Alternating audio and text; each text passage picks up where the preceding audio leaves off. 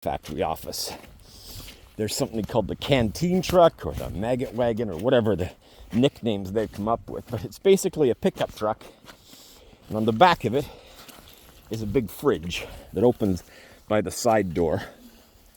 Nothing is cooked there, although sometimes they have a microwave for soup. But mostly it's junk food and coffee and drinks. And they come by, depending on how many people are at your place, once or twice a day.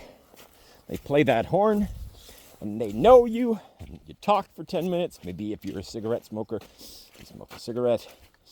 And then you go back inside and continue your work. That's an everyday occurrence for many thousands of industrial complex workers. And then somebody came along and said, no, we're going to use the name food truck, and you have to buy $24 macaroni and cheeses in a cup, and cordon bleu. I just like saying that word. I don't know whether they do. Anyway, I distinctly remember the Danishes that I used to get there. They were horrible, but they were the best option, because I'm not a lot of variety I like. Well, the creek must be open because the waters are full. The time zone also threw them off a little bit, I think. They were surprised by me this morning, an hour earlier. They were all down in the area I didn't know they hung out in overnight. Boy, I bet you there's very little mud in there. Holy cow.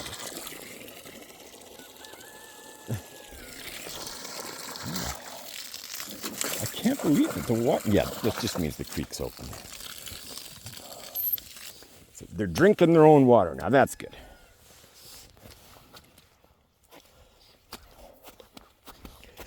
I survived another day without a mudslide. Actually, that's an interesting factoid about British Columbia, where I live. I lived in the Toronto area for most of my life. And I guess every area has different kind of radio show and syndicated news and weather and traffic on the 2s or 5s or whatever. So the traffic's very different here. The traffic's very different here because there's a lot of highways. And I don't know the names of any of them. Some of them are numbers. And there's a lot of towns with funky names like Shuswap. And so the thing that was funny for me is there's never really any traffic. So there's not a lot of reports going, oh, the sun backed up and, you know, regular, what do they call it in Toronto? It's the usual problems or something anyway. It's consistent. Here, during the winter months, a lot of traffic reports would talk about avalanches. Oh, Highway 97 is closed up here behind Shuswap because of falling rock. And then you drive along later and you think, oh, geez, it could have been me under there. Whoa, slide. And mudslides. This is the season for mudslides. It's funny. I've seen a lot of comedians joking in the past couple of years. Funny, one of them jokes and then they build up, and lots of them are telling similar jokes. Everyone's saying, I thought quicksand was going to be a bigger concern in my life than it was. Well, I did not think mudslides were going to be a big concern. Ooh, apples. I opened that bag. The smell of apples in the morning. Or in the afternoon, as the case may be. I heard ducks and chickens don't like wet feet, but you can't get around it here.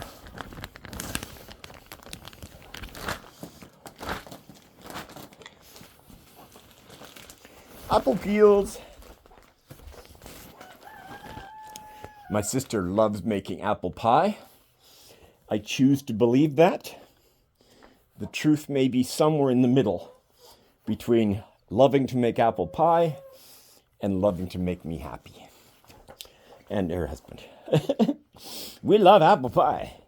Now, she's wise. She's not telling me all the things that they've given up because I won't eat mushrooms and onions. And apparently onions are, when you don't have a hatred for onions, they're in everything. Well, not in this household. And that's nice. Chicken pot pie without mushrooms. Onions. Fajitas without onions. I'm listing all these things that if you like onions, you probably go, I couldn't have fajitas without onions. That's, it's not blasphemy, but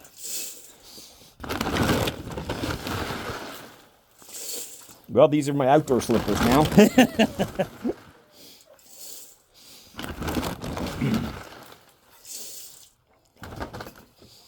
You know what? I should have brought a cane. What can I use as a cane here? Abel, get me a cane.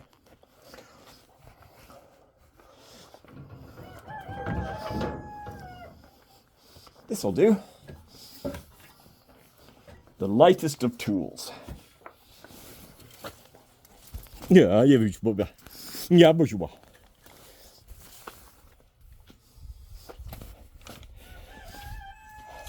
have this fear. Oh, you know what? I just thought of this. In the house, there are strap-on studs to wear over your boots for walking on ice. They would do just as well adding to my slippers to walk. Sorry, distracted by the rooster who I don't have my boots on. If he attacked me, it would severely hurt.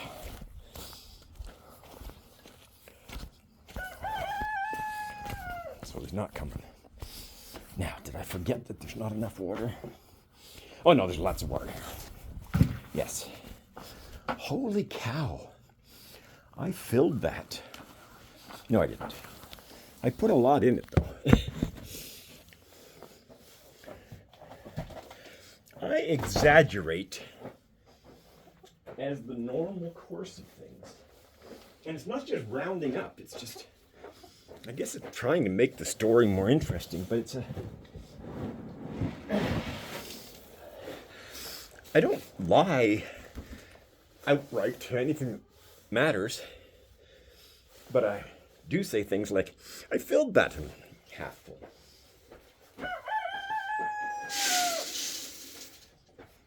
See, we're almost out. There's a whole week left.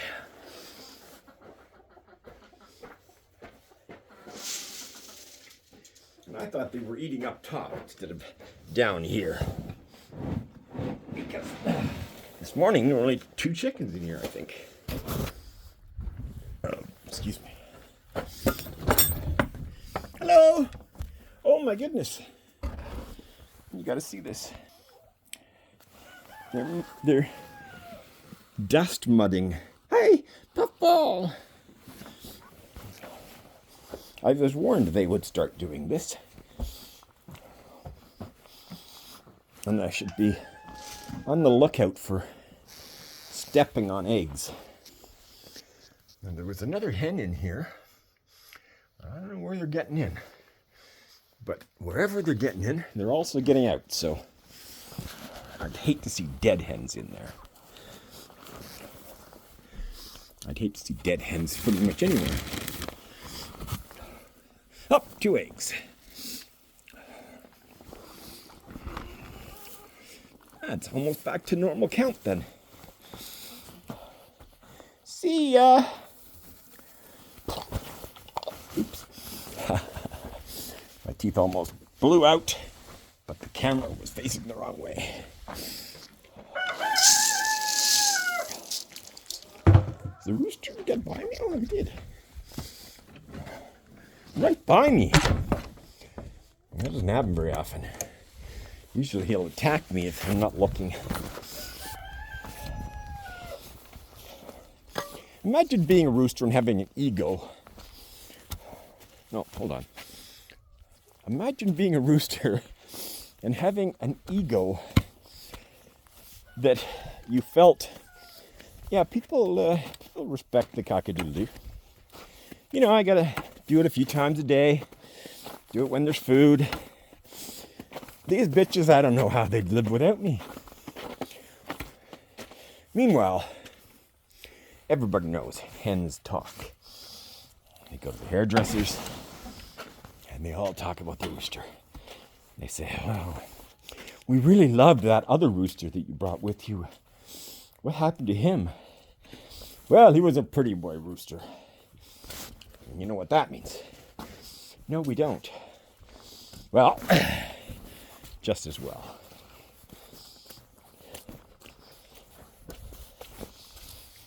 One day, we'll find out. He either went upstate to be on the rooster farm, or downstate to be coyote meal.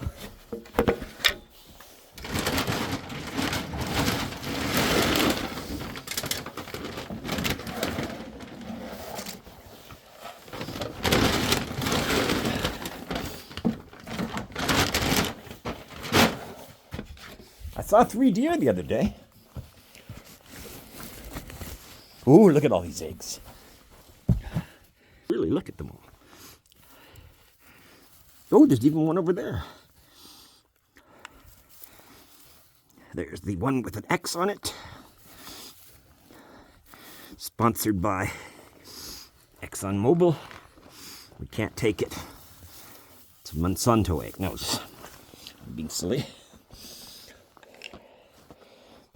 I think I might have told you, but once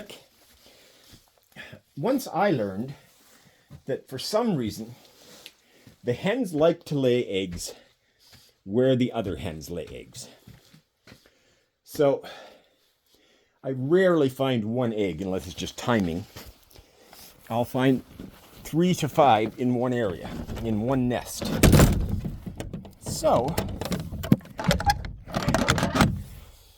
if we want chickens to lay eggs a certain place, we leave an egg behind. So there's always an egg there. And when they go around looking, they go, oh, this is the communal egg laying spot. And it works. But if you forget to label one, then you could be picking up a month-old egg. To the mail!